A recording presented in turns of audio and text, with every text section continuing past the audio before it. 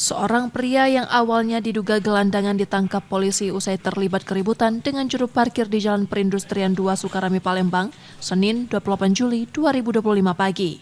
Peristiwa itu berujung pada kematian juru parkir yang diduga meninggal akibat serangan jantung. Insiden bermula saat korban menegur pelaku yang berada di depan warung makan milik istrinya. Teguran itu memicu cekcok. Pelaku kemudian mengeluarkan senjata tajam hingga terjadi perkelahian. Korban sempat mencari kayu untuk melawan namun diduga terpeleset dan terjatuh. Dari hasil pemeriksaan, pelaku diketahui merupakan orang dengan gangguan jiwa dan memiliki riwayat perawatan di Rumah Sakit Jiwa Ernaldi Bahar, Palembang. Terlapor sempat mengeluarkan senjata tajam. Melihat begitu, korban kemudian mencari kayu.